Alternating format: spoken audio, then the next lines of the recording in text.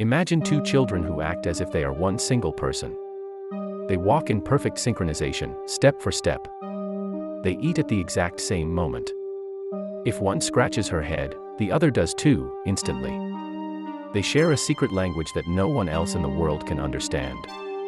This is the chilling and tragic story of June and Jennifer Gibbons, known to the world as the Silent Twins. Born in 1963, these twins grew up in Wales, the only black family in a white community. Facing bullying and rejection from the outside world, they made a terrifying choice. They decided to reject the world back. They stopped speaking to their parents.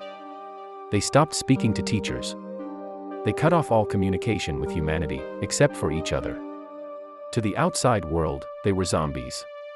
But inside their shared mind, a storm was raging, a storm of love, hate, and a deadly obsession that would eventually demand a human sacrifice. Doctors called it elective muteness, but it was much deeper than that. In their bedroom, away from adults, the twins were not silent. They chattered manically. They developed a cryptophagia, a secret language that was a mixture of Barbadian slang and high-speed English, spoken so fast that it sounded like birds chirping. They created complex plays and radio shows for themselves. They were brilliant, creative, but dangerously isolated. Their parents tried everything. They even sent them to different boarding schools to force them to be independent. It was a disaster. Separated, the twins went into a catatonic state. They froze like statues, refusing to move or eat until they were reunited. The doctors realized something frightening. These two girls could not function as individuals. They had become a fatal attraction. As Jennifer wrote in her diary, "We have become a fatal loop. I am the shadow of her. She is the shadow of me. We are slowly killing each other." As they turned 18, the silence turned into rage. The twins wanted to be famous. They wanted the world to see them. They spent their days locked in their bedroom, writing thousands of words in their diaries, trying to get novels published. But when the publishers rejected their books, the twins turned to a darker form of expression.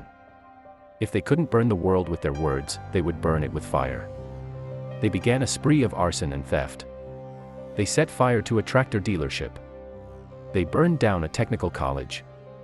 They were finally caught by the police, watching one of their fires burn with blank, emotionless faces. But prison was not where they were headed. The court decided that their behavior was too strange, too psychopathically linked. They were labeled dangerous. And so, they were sent to the one place everyone feared, Broadmoor Hospital. Broadmoor is a high-security psychiatric hospital for the criminally insane. It houses Britain's most notorious killers. And here, amidst the screams of murderers, the two silent, fragile girls were locked up. They spent 11 years in this hell. The doctors made a cruel decision to break their bond. They locked them in cells on opposite ends of the hospital. For over a decade, they suffered in isolation. They were heavily medicated with antipsychotic drugs that turned their brilliant minds into mush. Jennifer's diary entries from this time are heartbreaking. She wrote, "I am sitting here, waiting for the heavy footsteps of the doctor. My heart beats like a drum. I am afraid. I am so afraid." They lost their youth in that darkness. But in the shadows of Broadmoor, they came to a terrifying realization. They realized that they could never be free, never be normal, as long as both of them were alive. This is the part of the story that defies science and logic. In 1993, after 11 years of confinement, the twins were finally granted a transfer to a lower security clinic closer to their family. They should have been happy. But a few days before the transfer, Jennifer whispered something chilling to their only friend, a journalist named Marjorie Wallace. She said, "Marjorie, I'm going to have to die." Marjorie asked why. Jennifer replied, "Because we decided. We made a pact. One of us must die so the other can live. And it has to be me." They believed that their souls were too entangled. For one to have a life, the other had to become a spirit guardian.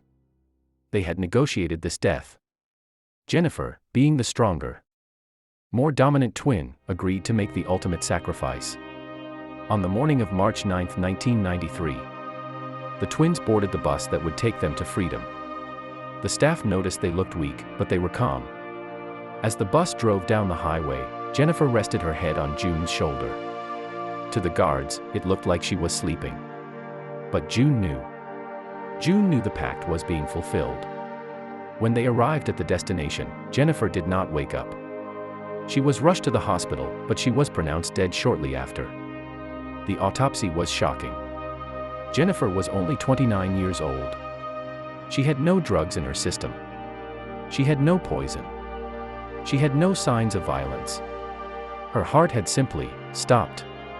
The cause of death was listed as acute myocarditis, a sudden inflammation of the heart. But to this day, no one can explain how a healthy young woman could simply will her own heart to stop beating. Days after Jennifer's death, June visited the journalist Marjorie Wallace. Her demeanor had completely changed. The silence was gone. She spoke clearly, like a normal person. She said something that will haunt you forever. She said, "I'm free at last, liberated. And at last Jennifer has given up her life for me."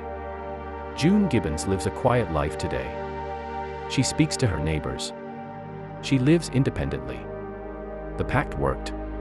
But on a tombstone in a quiet graveyard, there is a poem written by June for her sister: "We once were two, we two made one. We no more two, through life be one." The story of the silent twins leaves us with a terrifying question. How powerful is the human mind? Powerful enough to create a world? Powerful enough to destroy it? Or powerful enough to command death itself? What do you think really happened on that bus? Was it a medical coincidence, or the power of a deadly promise? Let me know in the comments. If you enjoyed this strange journey, please like and subscribe to Lore Lens. The world is full of shadows, and we are here to explore them. Until next time.